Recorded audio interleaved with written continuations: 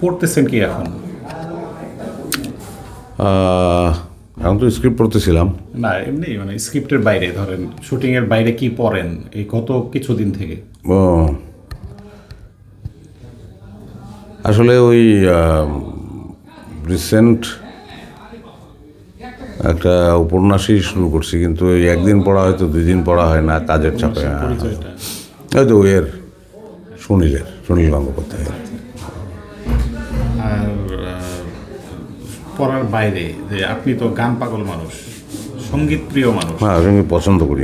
তো সেই সঙ্গীতের টানে আপনি বিভিন্ন জায়গায় ছোটাছুটি করেন, সঙ্গীতের আসরে কখনো যান, আবার কখনো নিজেই মানুষকে ডেকে গান। এই দুইটা ঘটনা এখন কি কমে গেল? আমাদের একটা আড্ডা ছিল, খুব চমৎকার আড্ডাটা এখনও আছে, কিন্তু তত সময় পাই না। বিশেষ করে তুহিনের বাসায় বসে, ফজল কবির তুহিন আমার খুব ঘনিষ্ঠ বন্ধু, আমাদের পরিচালক দলের একই সঙ্গে। সে অভিনেতা প্লাস ডিরেক্টর। আর আমার আর এক ঘনিষ্ঠ বন্ধু, তুমি ভালো করেই চেনো, অর্কর কথা বলছি। হ্যাঁ, ইউসুফ হাসান অর্ক, জাহাঙ্গীরনগর ড্রামা ডিপার্টমেন্টের শিক্ষক। আমরা মাঝে মাঝে এখনো বসি। বলা হয় আপনাকে যে অভিনয়ের বাইরের কিছু কি লিখবেন? মানে আমি জানি না লেখা হবে কি হবে না, বা আসলে কতটুকু লিখতে পারবো বা কতটুকু ক্ষমতা আছে, কিন্তু মনে হয় ছোটো গল্প লিখবো। যদি অনেকদিন ধরেই ভাবছি, কিন্তু লেখা হয় না। কবিতা হতে পারে, কিন্তু কবিতা তো লিখেন মাঝে মাঝে, আপনার কবিতা প্রকাশ কিছু কিছু তো লিখেছি আগে, এখন আর ওইভাবে তো খুবই কম হয়। লাস্ট একটা লিরিক লিখলাম এই আর কি, তাও প্রায় 2-3 বছর আগে। লেখা হয় না আসলে এখন। মানে আপনার ওই মানে আপনি অভিনয় করলেও আপনার এই যে এতক্ষণ যে কথাগুলো বললেন, এই জীবনে কিন্তু আপনার থাকতে ভালো লাগে। হ্যাঁ, লাগে। তো সেই জীবনটা আর অভিনয় জীবন, যে এই দুইটার মধ্যে জয়ী হচ্ছে কোনটা? অবশ্যই দুটোই তো ক্রিয়েটিভ জায়গা আসলে।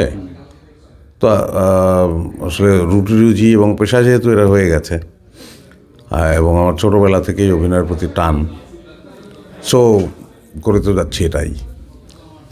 তো মোশাররফ করিম সাধারণ মানুষ বলে এটাই অসাধারণ।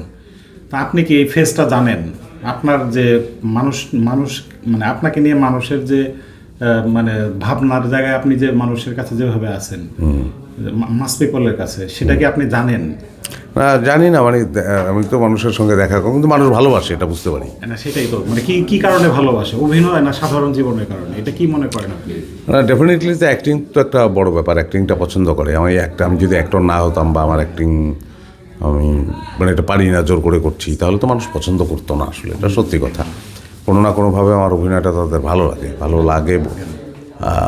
ওই ভালো লাগা কথাটাই, মানে অভিনয় হোক বা না হোক পরের কথা, কিন্তু আমার অভিনয়টা তাদের ভালো লাগে বলেই পছন্দ করে। আর সাধারণ অসাধারণ এই সংজ্ঞাগুলো তো আসলে, যে এতটুকু হলে সাধারণ, এতটুকু হলে অসাধারণ বলা তো মুশকিল। আমি আসলে যেভাবে চলি, এইটাই আমার স্বচ্ছন্দ। তো উমরা করে আসছেন, আপনি বলছিলেন যে উমরা করার পর জীবনটা একটু পরিবর্তন হয়ে যায়। মানে পরিবর্তন বলতে যে এটাকে কোথাও বলেছি আমি? না, মানে পরিবর্তন বলতে যে মানে মনস্তত্ত্বে ধরেন কিছু একটা তো দেখে আসা হয়, কিছু জানা হয়, নতুন করে বেশি জানা হয় আরো, মানে এই সম্পর্কিত কিছু জ্ঞান তো অবশ্যই বৃদ্ধি পায়। তো সেটা মানে ব্যক্তিগত দর্শনে কি আমার বিষয় হচ্ছে যে আমার খুব ভালো লাগলো আর কি। দর্শন মানে জীবন দর্শনে কি কাজে লাগে? আমি খুব শান্তি পেলাম, গেলাম যে আমরা করলাম, শান্তি পেলাম, মনটা শান্ত হলো আর কি। এবং আমি নিজেকে সৌভাগ্যবান মনে করি যে আমি যেতে পারলাম। শুটিং না থাকলে আপনি বিভিন্ন জায়গায় যান, যেমন আপনার মোবাইল যেতে ভালো লাগে, মানে গ্রামে, মানে একেবারেই যেখানে সাধারণ জীবন, মানে একেবারে প্রকৃতির জীবন। তো এই শহরে থেকে এটা অনেকে চর্চা করতে পারে না, বা আপনারও তো আসলে অনেক ব্যস্ততা, শুটিংয়ের ব্যস্ততা, অসম্ভব চাপ, বিভিন্ন দিক। সেই জীবনটা ধরে রাখতে যাওয়ার জন্য আসলে কি বিসর্জন দিতে হয়? মানে আমার কাছে মনে হয় কি, মানে গ্রাম তো একটু কোলাহল মুক্ত, এটা একটা সুবিধা আছে, একটু মনোযোগের জন্য, একটু নিরবচ্ছিন্নতার জন্য দারুণ জায়গা। আবার শহরেরও একটা অন্য টান আছে, শহরেরও একটা উন্মাতাল টান আছে। জীবনের একটা বড় সময় তো শহরেই কাটালাম আসলে, ঢাকা শহরে। তো এই শহরটার প্রতিও একটা, এই শহরের ধুলা বালি, টং দোকানের চা, এই সব কিছুর প্রতিও একটা প্রেম আছে এবং টান আছে। তো আসলে প্রেম বা টান সর্বদিকেই আছে আর কি। আপনার নির্দেশে পুরো বিনোদন জগৎ চলবে যদি এই ধরনের একটা অপশন দেওয়া হয়, সেক্ষেত্রে আপনি আসলে কিভাবে কি করবেন? কোনো ধরনের ইয়ে আছে? আমি ভাবি নাই যে কীভাবে কী করা যায়। তা আমার বন্ধু ওই যে ফজল কবির তুহিন, তার কথাই বললি, যে তাকে একদিন বলছে আমি টেলিভিশন হাসতে হাসতেই বলছিল রসিকতা করে, কিন্তু কথাটা খারাপ লাগে নাই। বলে আমি সব বন্ধ করে দেবো, টেলিভিশন যা কিছু আছে সব কিছু বন্ধ করে দেবো। বলে কেন? বলে তখন মানুষ এখন দেখে বিনোদিত হয়, একজনের গান দেখে বা শুনে বিনোদিত হয়, তখন মানুষ নিজেই গান গাইবে, নিজেই নাচবে বিনোদিত হওয়ার জন্য। যেটা আমরা ওই খেতে কাজ করে আগে যেটা ছিল, যে আমাদের বরিশাল দেখতাম যে বালাম চাল নিয়ে যে বালামি নৌকা বলতো, ওই নৌকা নদী দিয়ে সারি গান গেয়ে অনেকগুলো মাল্লা একসঙ্গে দাঁড় বাইছে আর গান গাচ্ছে সারি গান। তো বলে যে ও তখন নিজের বিনোদনটা নিজে তৈরি করবে, সেই বিনোদনটা আরও বেশি ইফেক্টিভ। মানে কী বলবো, আমি গান দেখে আর আমি একই সঙ্গে গান গাচ্ছি, বা আমি একদম আনন্দে নাচছি আর নাচ দেখছি, দুটোর মধ্যে পার্থক্য আছে। তো পরিচালক যদি হন এই মুহূর্তে, মানে যদি আপনি পরিচালক হয়ে যান অভিনয় বাদ দিয়ে, তাহলে কি করবেন? তাহলে পরিচালনা করবো।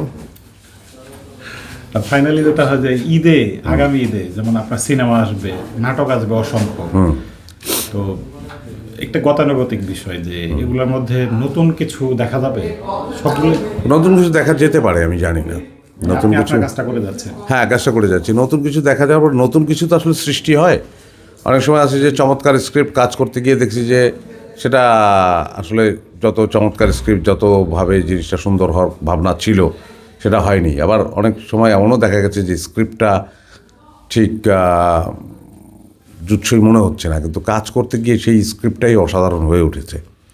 তো হয়ে ওঠাটা খুব জরুরি একটা কাজ, সব মিলিয়ে একদম যতগুলি কি বলবো ভাগ আছে এর মধ্যে, ক্যামেরা, তারপরে পোস্ট প্রোডাকশন ইত্যাদি ইত্যাদি সব কিছু মিলিয়ে একটা জিনিসের হয়ে ওঠাটা হচ্ছে বড় কথা।